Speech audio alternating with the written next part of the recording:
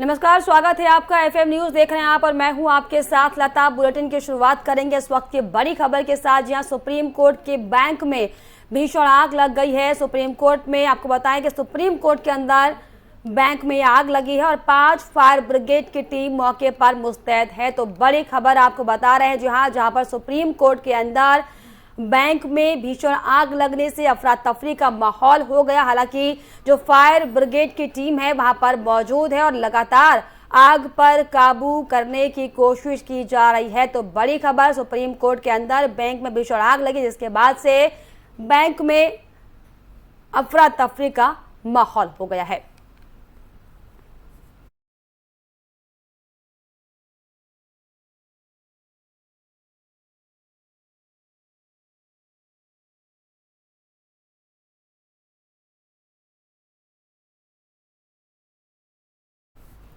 Sidhu Moosewala murder को लेकर police काफी छानबीन कर रही है। फिलहाल एक वीडियो सामने आया है जिसमें कथित तौर पर सिद्धू मूसेवाला के साथ एक शख्स सेल्फी लेते नजर आ रहा है। ये वीडियो उस दिन की बताई जा रही है जिस दिन पंजाबी गायक की एसयूवी पर ताबड़तोड़ गोलियां मारकर हत्या कर दी गई थी। पुलिस सूत्रों के मुताबिक सेल्फी लेने के बाद उस व्यक्ति ने पंजाब के मनसा शहर में मूसेवाला की हत्या के लिए घात लगाए बैठे शूटरों को फोन किया और जानकारी दी है।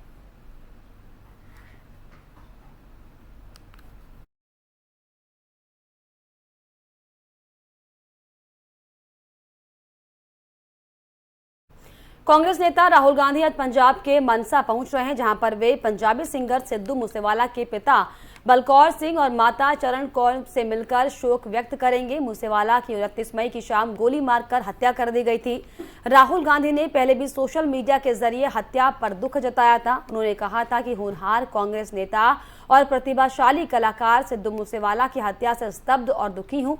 दुनिया भर से उनके चाहने वालों और प्रशंसकों के प्रति मेरी संवेदनाएं हैं।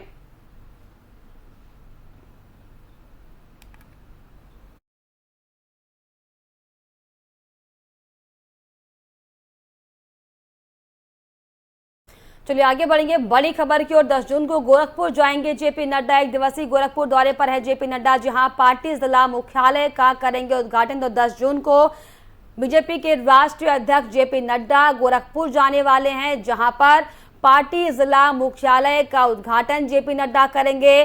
बीजेपी के तमाम नेताओं से, कार्यकर्ताओं से मुलाकात करेंगे। तो 1 दिवसीय दौरा गोरखपुर का उनका है, जिसमें 10 जून को जेपी नड्डा गोरखपुर जाने वाले हैं, जहां पर हालांकि कार्यक्रम कई आयोजित किए गए। इसके अलावा पार्टी जिला मुख्यालय के उद्घाटन का भी कार्यक्रम रखा गया है, जिसमें शामिल जेपी नड्डा होंगे और पार्टी जिला मुख्यालय का उद्घाटन करेंगे।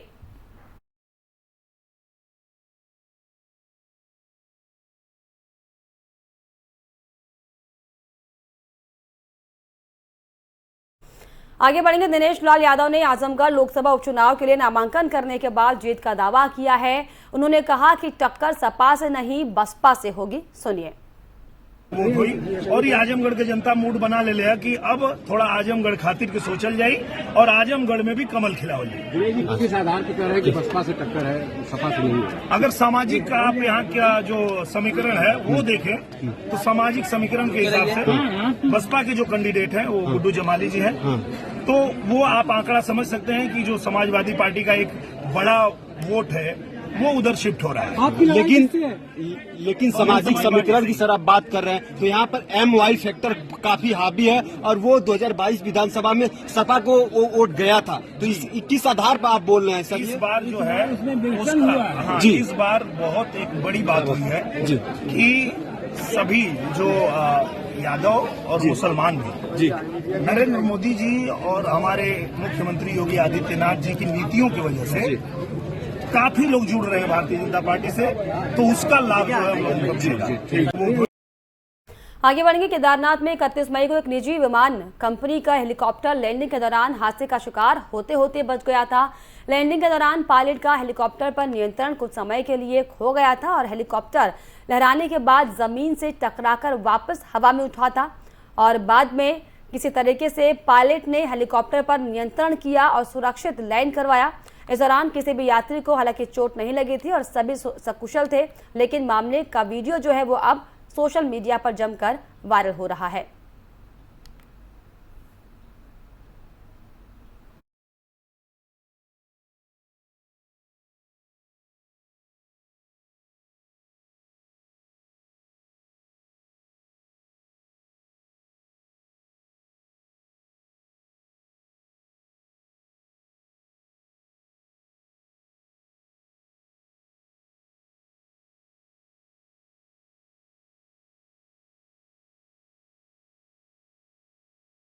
से टकराया हेलीकॉप्टर, तस्वीरें आपकी टीवी स्क्रीन पर, जहां पर देखिए कितनी खतरनाक तरीके से हेलीकॉप्टर पहले जमीन से टकराता है। आसपास जो लोग हैं, अफरा तफरी का माहौल वहां पर, और टकराने के बाद हालांकि सुरक्षित लैंडिंग इसे कहेंगे, क्योंकि फिलहाल किसी का भी इसमें कोई नुकसान, जान माल की कोई हानि की खबर इसमें सामने नहीं आई। लेकिन तस्वीरें आपकी टीवी स्क्रीन पर देखिए किस तरीके से क्रैश होने से हेलीकॉप्टर बचा है, जमीन से टकराया और कुछ देर बाद हालांकि जमीन पर ही उसकी लैंडिंग रही।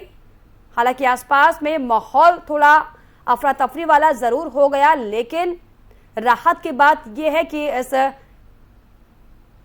हेलीकॉप्टर की लैंडिंग के चलते कोई बड़ी दुर्घटना यहां पर नहीं हुई। क्रैश होने से बाल बाल हेलीकॉप्टर बच गया, जिससे जो तमाम लोग हेलीकॉप्टर में बैठे हुए थे उनकी जान बच गई।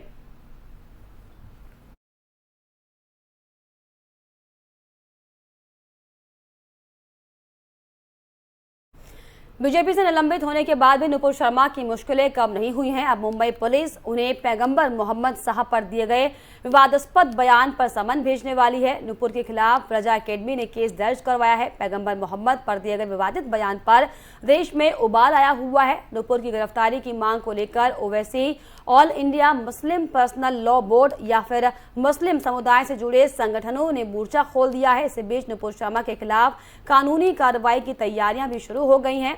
मुंबई पुलिस जल्द ही उन्हें पूछताछ के लिए समन भेजने वाली है। कुछ दिन पहले रजा एकेडमी ने नुपुर शर्मा के खिलाफ मुंबई के पायधुनी थाने में केस दर्ज करवाया था।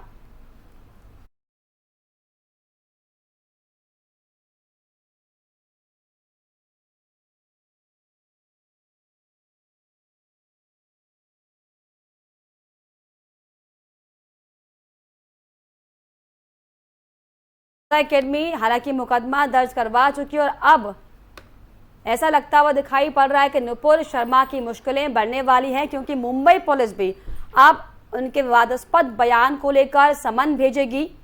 हालांकि पार्टी पहले ही उन्हें निष्कासित कर चुकी है, जिसको लेकर हालांकि सियासी तमाम प्रतिक्रियाएं तमाम अलग अलग पार्टियों से सामने आई थी। बीएसपी नेता साध्वी उपाध्याय का भी इस पर बयान सामने आया था। उन्होंने कहा था कि दरअसल नुपुर शर्मा को सच बोलने की सजा मिली है, ओवैसी को क्यों नहीं सरकार गिरफ्तार करवाती है। तो तमाम अब जो सियासी शोर है वो नुपुर शर्मा के बयान के बाद हालांकि शुरू हो चुका है। और अब ऐसे में रजा एकेडमी ने हालांकि मुकदमा दर्ज कराया है और ऐसे में अब ये भी है सामने कि मुंबई पुलिस आपको बताएं कि नुपुर शर्मा को उनके बयानों को लेकर समन भेजेगी। तो नुपुर शर्मा की जो मुश्किलें हैं वो कहीं ना कहीं बढ़ती हुई दिखाई पड़ रही हैं। मोहम्मद पैगंबर को लेकर आपको बता दें कि बयान नुपुर शर्मा ने दिया था।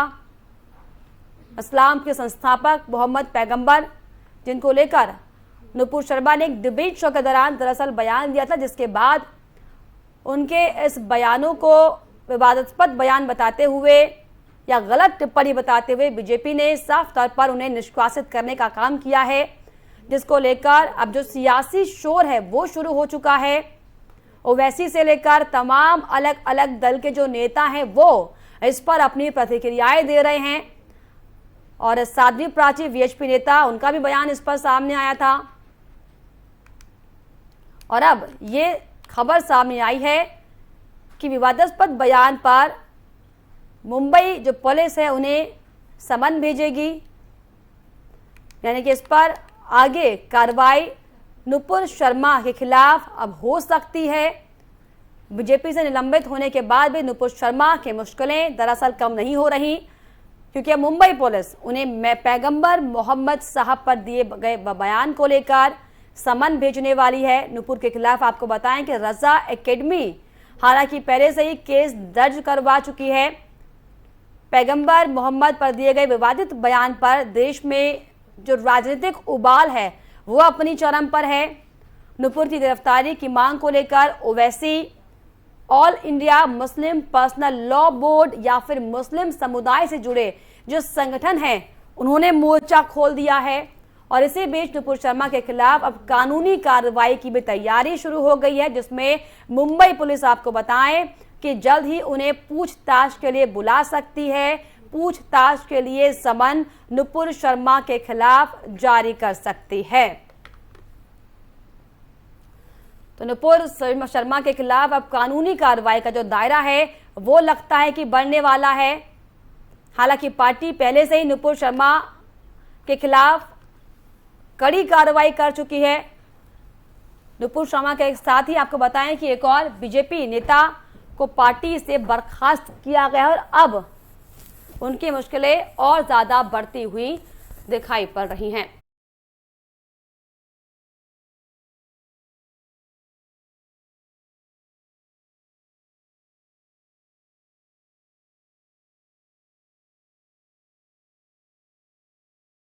इस पर हमारे साथ इंद्रजीत सिंह भदौरिया जी जुड़ गए हैं, जो कि बीजेपी प्रवक्ता है।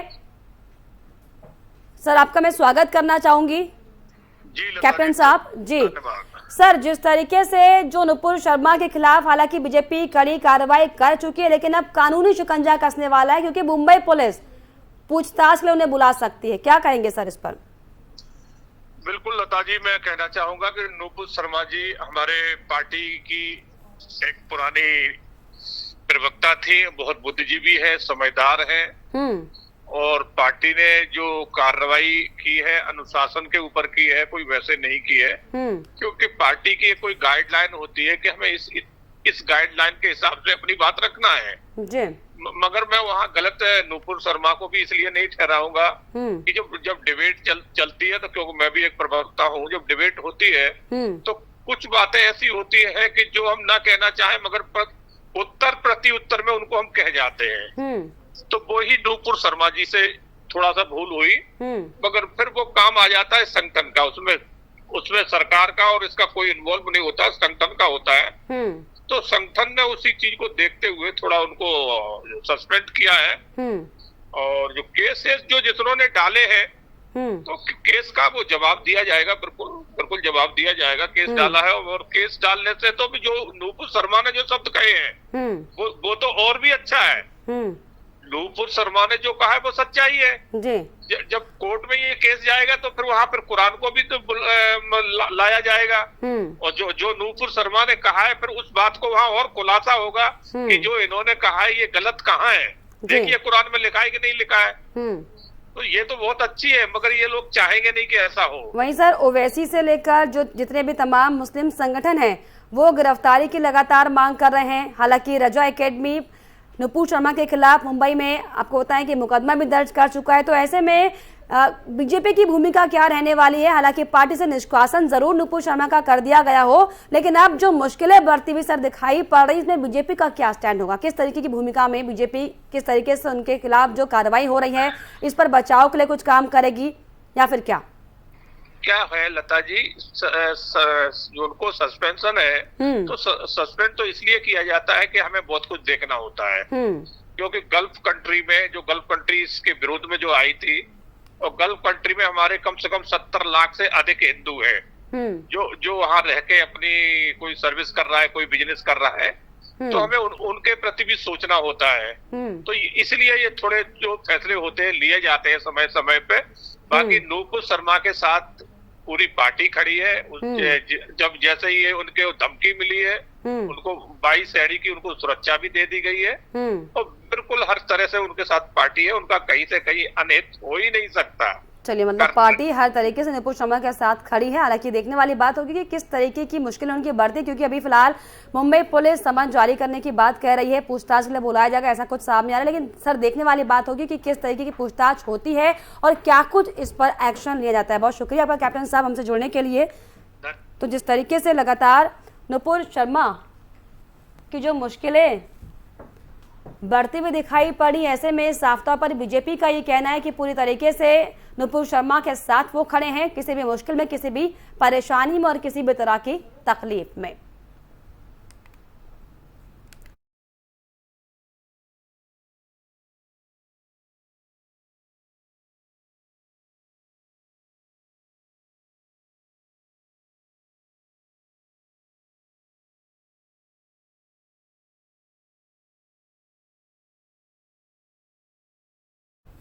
चलिए आगे बढ़ेंगे और अब आपको मिलवाते हैं उम्मीदों की आयुषी से, जो कि आंखों से नहीं देख सकती।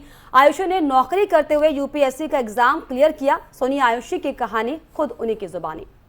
सफलता की एक और किरदार आयुषी है हमारे साथ इस वक्त बातचीत करने के लिए, जिन्होंने यूपीएससी का एग्ज़ाम क्लियर किया और 48वीं रैंकिंग उन्होंने हासिल की। उनकी इस कामयाबी की क्या कहानी है, खुद आयुषी की ही जुबानी हम जानेंगे। आयुषी, सबसे पहले तो आपको बहुत सारी शुभकामनाएं मेरी तरफ से। Thank you so much sir.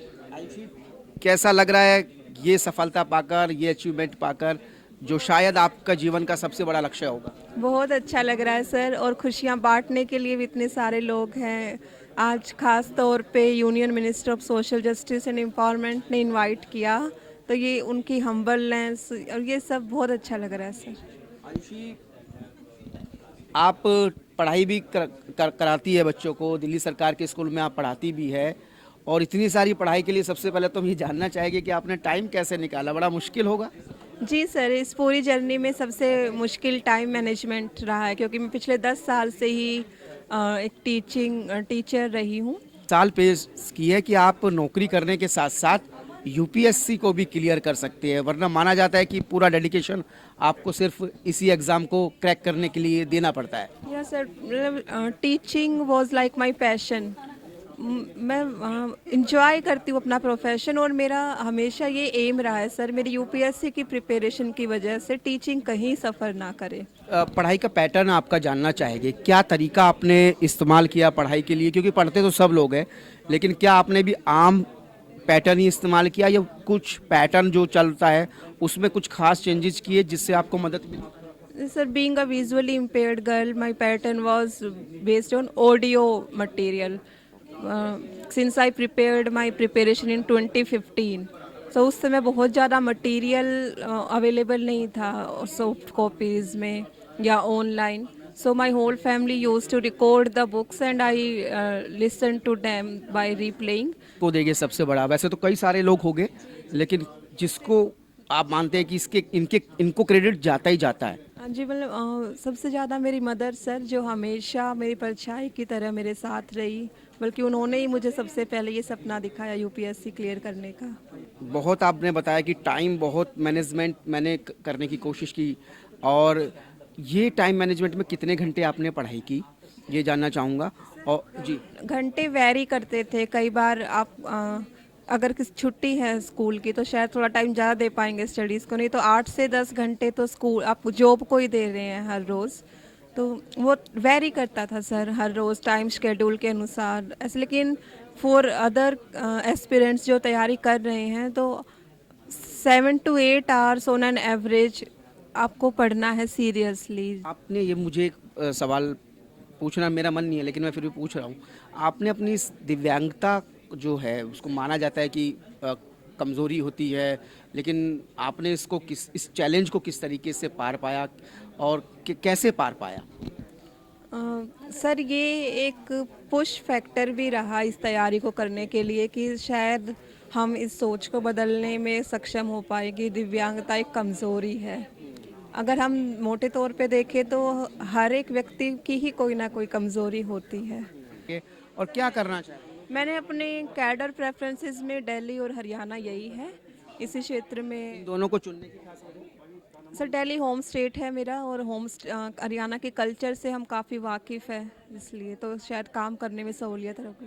बिल्कुल, हमसे बातचीत करने के लिए आयुषी बहुत बहुत शुक्रिया। Thank you. हमारे साथ आयुषी, जिसने इस बार यूपीएससी की परीक्षा में 48वीं रैंकिंग हासिल की है, और इनकी कामयाबी की सबसे बड़ी बात यही है कि इन्होंने समय को मैनेजमेंट करना बेहतर तरीके से सीखा, और साथ में जो अपनी कमजोरियां थी उनको अपनी सबसे बड़ी ताकत बनाया। कैमरामैन अंगद के साथ कुलदीप शर्मा, FM न्यूज, दिल्ली। सफलता की वहीं पंजाब से बड़ी खबर सामने आई है, जहां पर कांग्रेस के कैप्टन अमरिंदर सरकार में वन मंत्री रहे साधु सिंह धर्मसोत को गिरफ्तार किया गया है। पंजाब विजिलेंस ने देर रात साधु सिंह धर्मसोत को गिरफ्तार किया। मोहाली DFO की गिरफ्तारी के बाद पकड़े गए कॉन्ट्रैक्टर ने पूर्व मंत्री साधु सिंह धर्मसोत को रिश्वत देने का खुलासा किया है। इस मामले में 2 दलाल को भी गिरफ्तार किया गया है।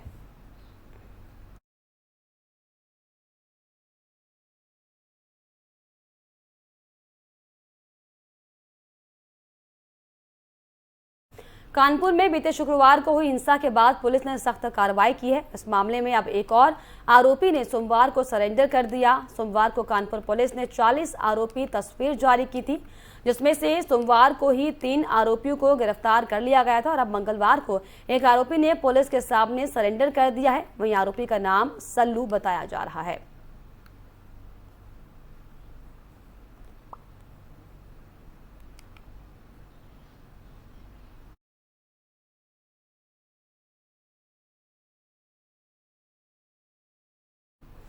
कानपुर पुलिस ने शुक्रवार की हिंसा के मामले में कथित रूप से फर्जी और भड़काऊ सामग्री फैलाने के आरोप में एक और बड़ी कार्रवाई की है। पुलिस ने फेसबुक और ट्विटर के 8 उपयोगकर्ताओं के खिलाफ सोमवार को प्राथमिकी दर्ज की। अपर पुलिस आयुक्त सुरेश सराव, एक कुलकर्णी, ने बताया कि सोशल मीडिया का इस्तेमाल करने वाले कई लोगों के खिलाफ प्राथमिकी दर्ज की गई है। उन्होंने कहा कि सोशल मीडिया उपयोगकर्ताओं ने कथित तौर पर भड़काऊ सामग्री पोस्ट की, जिससे कि आम लोगों में गुस्सा है।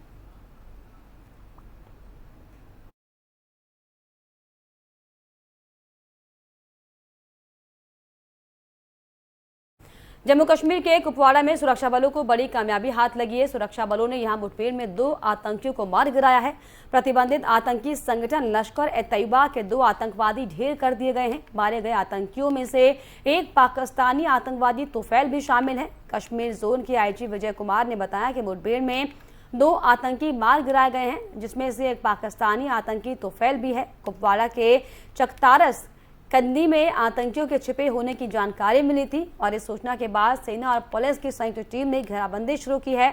खुद के गिरने के बाद आतंकियों ने फायरिंग शुरू कर दी थी, जिसके बाद सुरक्षा बलों ने भी मुंहतोड़ जवाब देते हुए 2 आतंकियों को गिरफ्तार किया है, मार गिराया है, माफ कीजिएगा। इसके अलावा आतंकियों के खिलाफ सर्च ऑपरेशन भी जारी है।